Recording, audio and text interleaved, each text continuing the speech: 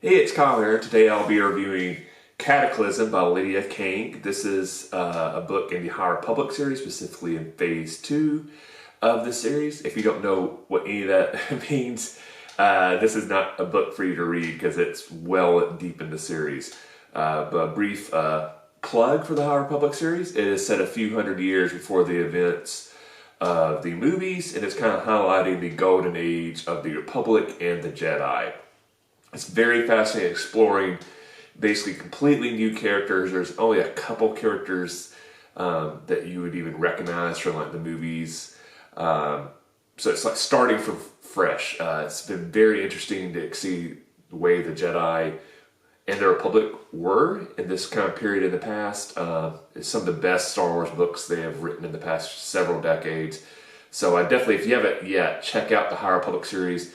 Recommend you start with The Light of the Jedi. That's kind of the book that kicked off the series, and kind of go from there and kind of research which books to read and what in order.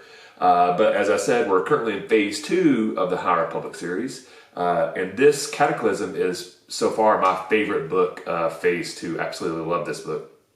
Phase 1, I absolutely adored the books in that phase. So far in Phase 2, I've enjoyed the books, but I just haven't enjoyed them as much as Phase 2. Cataclysm's the first book that I enjoyed on an equal level with Phase 1. This book was absolutely amazing.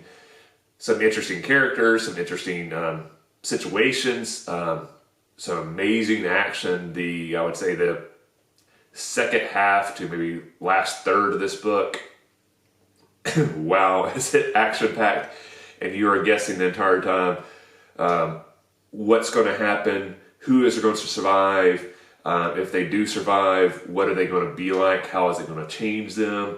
It is an amazing action-packed way to end the book.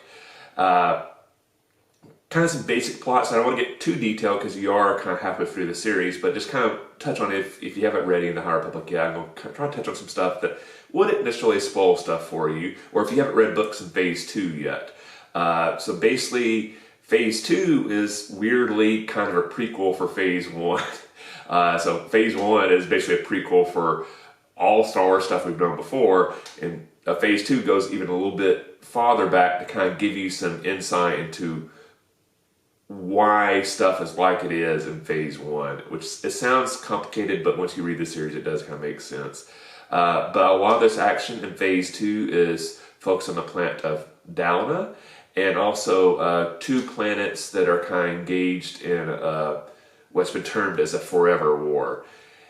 And then you also have some items going on in Jeddah. This book specifically more focuses on stuff going on Dalna and the two planets involved in the Forever War, and the Republic and the Jedi's attempts to bring peace to those planets, and also unravel a mystery that's happening on Dalna with a group called the Path of the Open Hand, which is basically a cult/religious group that basically thinks they believe in the Force, but they don't believe the Jedi or anybody has the right to actually use the Force, and when you use the Force, it actually causes destruction. So their concept is, if you use the Force to save a life, the Force has to balance itself out, so it'll take a life somewhere else. So basically, every time the Jedi are using the Force, they're actually causing damage somewhere else in the galaxy.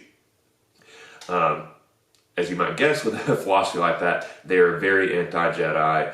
And this book really begins to unravel the conspiracy that the Path of the Open Hand has been attempting to undertake to undermine the Jedi and honestly attempt to destroy the Order.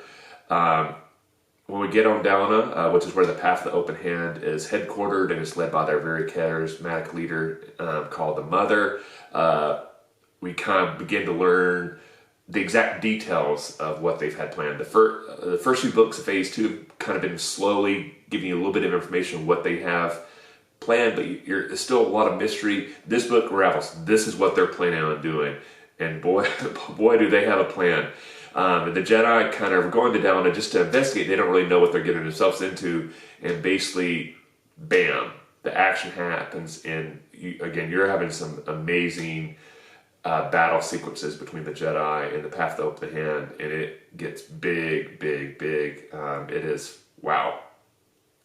When this book ends, there's still a couple books left in phase 2. They'll kind of wrap up this phase before they go into phase 3 later this year. You know, at the time, and I now since I've got the other books of phase 2, and they just came out, and I'm very excited to read them. But when I finished this book, I was like, oh, I wish I had the next book in my hand right now so I could just go ahead and read it, because I'm very curious to see how they wrap up this storyline of phase 2. But I really have enjoyed this book a lot. Like I said, a lot of action-packed. The characters are very interesting. The exploration of religion and cults has been very fascinating in this series, especially phase 2. You know, it's a topic that you don't typically see explored a whole lot in Star Wars. Maybe just on a very surface level, but this series is really going into what cults are, how they attract followers, what they do with followers once they get them, the danger that cults pose, and the challenging aspects it is to confront a cult from the authority, in this case the Jedi and the Republic.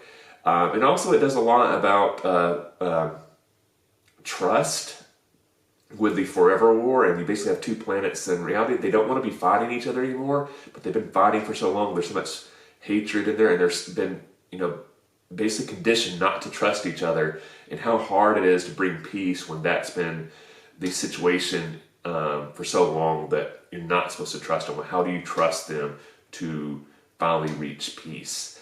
So, you know, you have those two things with, you know, trying to bring an end to the war, and a cult really trying to change the fabric of the galaxy. And if that sounds interesting, I definitely recommend Cataclysm. If you've been enjoying the High Republic series, and maybe you've been a little unsure about phase 2 so far, read Cataclysm. I think it'll make you fall in love with phase 2, because this book was absolutely amazing. Lydia Kang did an amazing job. Only one small complaint, and this is not really really too much of a criticism towards the author, but the battle in the second half of the book is so big, and there were so many people involved. A few times it was a little bit of challenging to kind of keep up to date with who was where, so it was a little bit hard to kind of follow that stuff, but I think in some ways that was done on purpose, because it was trying to show the chaos of battle. In the case like the Jedi, they didn't really know what was going on, so I think in a lot of ways the author was putting the reader in the same position with the Jedi, where like, we don't know what's going on, this is chaotic, this is crazy, this is confusing, what is going on? So there's a couple cases like that. You were trying to figure out like, who's where again, and what are they doing? But again, I think that was somewhat done in purpose to kind of show the confusion of battle. But that was my only one small critique. Everything else about this book I absolutely love. If you've read Cataclysm so far, let me know what you thought in the comment section below. Please avoid spoilers. Just give me an idea. Like, did you love it? Did you hate it? Were you so-so? Let me know. Please hit that like button if you enjoyed my review. If you have yet, please subscribe to the channel. I would really appreciate the support. Thanks for watching. I'll see you the next time. May the Force be with you.